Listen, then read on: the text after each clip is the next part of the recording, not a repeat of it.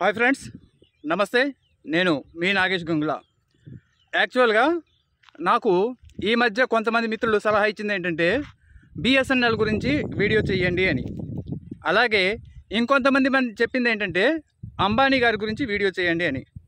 మరికొంతమంది ఏం అడిగారంటే పవన్ కళ్యాణ్ గారి మీద మీరు ఎందుకు వీడియోలు చేయట్లేదు, ఈ మధ్య తగ్గించేశారేంటి అని. ఈ మూడింటిని కలిపి ఒకే వీడియో చేస్తే బాగుంటుంది కదా.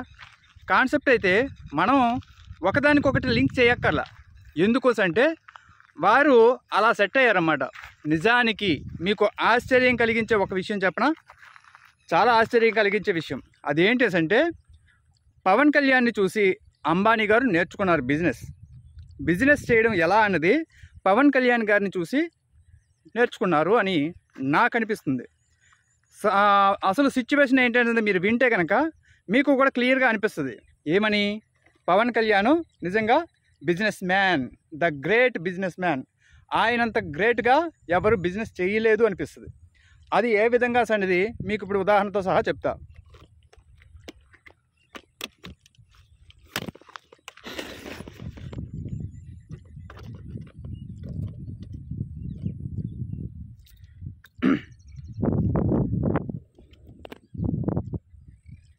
ఉదాహరణతో సహా చెప్తా ఏ విధంగా అంటే పవన్ కళ్యాణ్ ఈ మధ్య చాలామంది ఆడే మాట, ఎలక్షన్కి ముందు చాలామంది పవన్ కళ్యాణ్ గురించి చెప్పే మాట ఏంటంటే ఆయన కష్టార్జితం, చాలా కష్టార్జితాన్ని అంతా కూడా రైతులకు ఇచ్చాడు. ఇది నిజంగా ఒక విధంగా ఉన్న వాళ్ళకైతే హాస్యాస్పదంగా అనిపిస్తుంది. కానీ ఈరోజు అంబానీ గారి ఇంట్లో పెళ్ళి, ఆ పెళ్ళి ఏమైంది, ఆయన కష్టార్జితంతో ఆయన పెళ్లి చేస్తున్నాడు. మీకేంటి మధ్యలో నొప్పి? కాదు, ఆయన కష్టార్జితం కాదు, ఆయనేమో మన మీద వేస్తున్నాడు, రుద్దుతున్నాడు. గతంలో మన దగ్గర లాగేసుకున్నాడు, ఇప్పుడు లాగేసుకుంటున్నాడు, భవిష్యత్తులో కూడా లాగేసుకుంటాడు ఈ అమౌంటు. మరి ఆయనకి పవన్ కళ్యాణ్కి సంబంధం ఏంటి? పవన్ కళ్యాణ్ బిజినెస్కి ఈయన బిజినెస్కి పోలిక తేవచ్చా? ఖచ్చితంగా తేవాలి కూడా. పవన్ కళ్యాణ్ చేసింది ఏంటంటే కొంతమంది దగ్గర కాదు అందరి దగ్గర ఏది సినిమా టిక్కెట్ల రూపంలో పెంచుకొని ఎక్కువ లాగేసుకోవడం, చాలా ఎక్కువగా ప్రతి ఒక్క ఊర్లో, ప్రతి ఒక్క వీధిలో, ప్రతి ఒక్క ఇంట్లో కూడా ఆయన లాగేసుకున్నాడు. ఇక్కడ జియో అనుకోండి, అంబానీ అనుకోండి, ఒక్క జియో కస్టమర్ల దగ్గర మాత్రమే లాగేసుకుంటాడు, మిగతా వాళ్ళ దగ్గర లాగేసుకునే అవకాశం ఉండదు. కానీ పవన్ కళ్యాణ్ గారు అలా కాదు కదా, ప్రతి ఒక్కరి దగ్గర కూడా తీసుకునే అవకాశం ఉంది. ఏ విధంగా అంటే ప్రతి ఒక్కరు సినిమా చూస్తారు. నిన్నెవడరా చూడమన్నాడు, సేమ్ ఇప్పుడు జియో వాడు ఉన్నాడు, నిన్నెవడరా జియో వేసుకోమన్నాడు, అంబానీ వేసుకోమని చెప్తున్నాడా, నువ్వు వేసుకుంటే కానీ కాదని చెప్తున్నాడా? సేమ్ అంతే కదా. అంబానీది తప్పు అయితే పవన్ కళ్యాణ్ది తప్పే, పవన్ కళ్యాణ్ది తప్పు కాకపోతే అంబానీది కూడా తప్పు కాదు. ఇప్పుడు గతంలో ఏదైతే ఒక పేదవాడి పెళ్ళి, ఒక ఊర్లో పేదవాడి పెళ్ళి జరుగుతుందనుకోండి, ఆయనకు చాలా బర్డెన్గా ఉంటుంది. ఆ బర్డెన్ని కొంత తగ్గించడం కోసం అప్పట్లో ఒక సాంప్రదాయాన్ని పెట్టారు. ఏంటంటే ప్రతి ఒక్క ఇంటి దగ్గర నుంచి, ప్రతి ఒక్క రిలేషన్ దగ్గర నుంచి ఎంతో కొంత మనకు తోచినంత ధన రూపంలో, వస్తు రూపంలో వాళ్ళకి హెల్ప్ చేయడం. అది ఇంటికో పువ్వు అయితే ఈశ్వరుడికి ఒక దండ అన్నట్టుగా వారికి చక్కగా ఉపయోగపడేది. ఇప్పుడు అంబానీ గారి ఇంట్లో 5,000 కోట్లతో పెళ్ళి అయితే ప్రజలందరి మీద తలా కొంత వసూలు చేస్తున్నాడు. అది తప్పా కాదా అన్నది మీరే ఆలోచించుకోండి. పవన్ కళ్యాణ్ గారు మొత్తం రైతులకి ఇచ్చిన సొమ్ము రాళ్ళు కొట్టి సంపాదించాడా? శ్రమ మొత్తం చెమట, ఏ హీరో చేయనంత చెమట చిందించి చేశాడా? ఆయన చేసింది అదేగా, టికెట్ ధరలు పెంచేసి లాగేసుకోవడం. ఈయనేం చేస్తున్నాడు, జియో ధరలు పెంచేసి లాగేసుకుంటున్నాడు.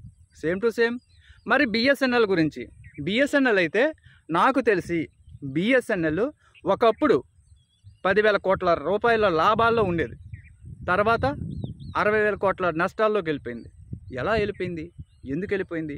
ఎందుకోసంటే ఆఫర్, ఫ్రీ. దానికోసం ఒక చిన్న సరదాగా ఉదాహరణ కూడా చెప్తారు. ఒక షాప్లో ఏదో బట్టల షాప్ ఉందనుకుందాం, అక్కడికి వెళ్ళి, లేదంటే డైలీ రొట్టెల షాప్ ఉందనుకుందాం, చపాతీలు అమ్మే షాపు. ఆ చపాతీలు అమ్మే షాప్లో వాళ్ళు ఏం చేస్తున్నారంటే తక్కువ రేటుకి ఇస్తున్నారు. 10 రూపాయలు ఇలా ఒక చపాతీ 10 రూపాయలు అని చెప్పేసి తక్కువ ధరకి ఇస్తున్నారు అనుకుందాం. ఇస్తుంటే వాళ్ళ దగ్గరికి చాలామంది వెళ్తుంటారు. వాళ్ళు క్వాలిటీతో ఇస్తారు, మంచి బిజినెస్ చక్కగా జరిగేది. కానీ కొంతకాలం అయిన తర్వాత ఆ ఎదురుగానే ఇంకొకటి ఏం చేశాడు, 5 రూపాయలని పెట్టాడు. 5 రూపాయల చపాతీ అని పెట్టాడు. వాడి దగ్గరికి వీళ్ళందరూ షిఫ్ట్ అయిపోయారు. ఇంకా ఎవరో ఉచిత మనిషి పెట్టాడు అనుకోండి, 5 రూపాయలు కూడా కాదు, ఫ్రీ చపాతీ ఫ్రీ.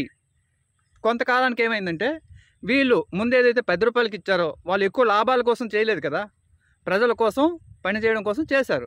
అందువల్ల వాళ్ళు ఎక్కువ లాభాలు గడించలా. వాళ్ళు తట్టుకోలేపారు పోటీని. తట్టుకోలేక వాడు ఫ్రీ అనగానే వీళ్ళు దివాలా తీసేశారు. ఏకంగా దివాలా తీసేయడమే కాకుండా వీళ్ళు హోటల్ మూసేశారు. మూసేస్తే అప్పుడు వాళ్ళు ఏం చేశారు, వీళ్ళు ఎప్పుడైతే మూసేశారో మూసిన వెంటనే వాళ్ళు 25 రూపాయలు పెట్టాడు ఒక్కొక్క చపాతీ. ఎలా ఉంటుంది, గతి లేక తినాల్సిందే. సేమ్ టు సేమ్ బిఎస్ఎన్ఎల్ అనేది దివాలా తీసేసింది, తీయించారు. మరి ఇప్పుడు మళ్ళీ ఏదైతే ఫ్రీ ఫ్రీ ఫ్రీ అని చెప్పేసి జియో ఫ్రీ అని చెప్పేసి అన్నాడో అప్పుడే ప్లాన్ అది, ఖచ్చితంగా ధరలు పెంచుతారు అనేది. ఇప్పుడు పెళ్ళిళ్ళు అయ్యాయి, ఇవన్నీ అయ్యాయి, ఇంకా పెరుగుతాయి. అయితే ఇక్కడ మరి బిఎస్ఎన్ఎల్కి ఎక్కువ మంది షిఫ్ట్ అవుతున్నారు. మరి షిఫ్ట్ అవ్వడానికి కూడా కారణాలు ఏంటంటే ఇయర్లీ ప్లాన్ అనేది పెట్టాడు బిఎస్ఎన్ఎల్. 1229 ఎంతో పెట్టాడు. మంచి మీనింగ్ఫుల్లే. కాకపోతే ఏంటంటే నెట్వర్క్ అయితే బాగానే ఉంటుంది, ఫోన్ కాల్స్ మాట్లాడుకోవడానికి వాటికి ఇబ్బంది ఉండదు.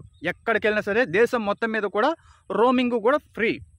అలాంటిది ఇంటర్నెట్ విషయంకి వచ్చేసరికి మాత్రం మిగతా వారిలాగా వీళ్ళు పోటీ పడలేకపోతున్నారు.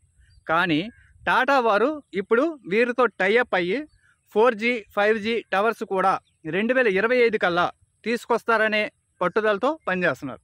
సో ఎవరైనా సరే మారాలనుకుంటే కనుక, పోర్ట్ అవ్వాలనుకుంటే కనుక ఇప్పుడున్న పరిస్థితుల్లో కాల్స్ మాట్లాడుకోవడానికి అయితే ఓకే. కానీ విచ్చలవిడిగా ఇంటర్నెట్ స్పీడ్గా కావాలని అనుకునే వాళ్ళకైతే మాత్రం 2025 వరకు కూడా కొంచెం ఇబ్బందులు ఉండొచ్చు. పెద్దగా కాదు, కొంచెం ఇబ్బందులు ఉండొచ్చు. నెట్వర్క్ అయితే మిగతా వారికంటే కూడా స్లో అవుతుంది తప్ప బెటర్గానే ఉండొచ్చు. అది ఆలోచించుకోండి. నేనైతే ఇప్పటి వరకు ఎయిర్టెల్ ఎక్కువగా నేను వాడుతున్నాను. జియో ఇంకో సిమ్ ఉంది. మేమున్న పరిధిలో, నెట్వర్క్ పరిధిలో జియో కూడా అంతంత మాత్రంగానే పనిచేస్తుంది. ఎయిర్టెల్ మాత్రం బాగా పనిచేస్తుంది. దేశం మొత్తం మీద మ్యాక్సిమం చాలా దగ్గరలో ఎయిర్టెల్ బాగానే పనిచేస్తుంది. ఇప్పుడు ఉన్న పొజిషన్లో అయితే మాత్రం పోర్టబిలిటీ చేసుకోండి. ఏది ఏమైనా కష్టార్జితాన్ని పనిచేశాడు, కష్టార్జితంతో పెళ్లి చేసేసాడు, ఇలాంటి మాటలు మాత్రం పక్కన పెట్టండి. ఓకే, మీ అభిప్రాయాలు కూడా కామెంట్ రూపంలో తెలియజేయండి. Thank you so much. Like చేయడం మాత్రం మర్చిపోకండి.